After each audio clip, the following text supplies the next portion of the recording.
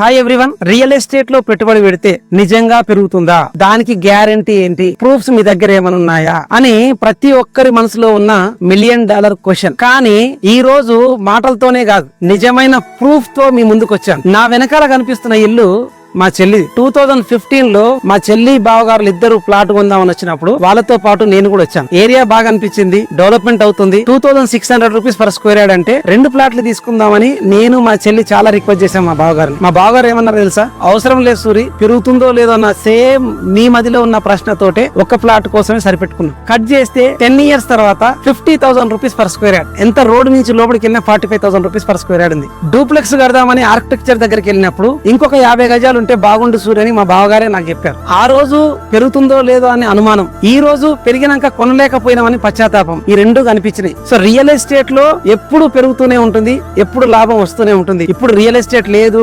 పడిపోయింది, ఎవరు కొంటారు, అసలు రియల్ ఎస్టేట్ కొంటే బాగుపడతామా అని ఇలాంటి డౌట్లన్నీ పక్కన పెట్టేసి మీ దగ్గర ఉన్న అమౌంట్ తోటి మీకు నచ్చిన దగ్గర HMDA, DTCP, YTDA and RERA certified ఉన్న ప్రాజెక్టులలో మీరు ప్లాట్ కొనండి. అంటే ఆ రోజు 2,600, 3,000 కదా, మరి ఆ రేట్ ఉంటే నేను కొంటాను మీకు చాలా మంది కనిపిస్తుండొచ్చు. 2015 లో 3,000 రూపాయలు, ఈ రోజు ఆల్మోస్ట్ 15,000 రూపీస్. మీరు 2 రూపీస్ కి ఇంట్రెస్ట్ తెచ్చుకున్నా 15,000-16,000 రూపీస్ అవుతుంది. అరౌండ్ 10,000-15,000 రూపీస్ లో per square yard regional ring road దగ్గర చాలా ప్రాజెక్ట్స్ లలో అవైలబుల్ ఉన్నాయి. Please do invest in real estate. అనవసరమైన ఆలోచన తోటి ఆగిపోతే భవిష్యత్తులో చాలా మిస్ అవ్వాల్సి వస్తుంది. మరి ఎందుకు ఆలస్యం? ఈ రోజే భూమిని సొంతం చేసుకోండి. భవిష్యత్తులో మీకు నచ్చిన బంగ్లాన్ని నిర్మించుకోండి.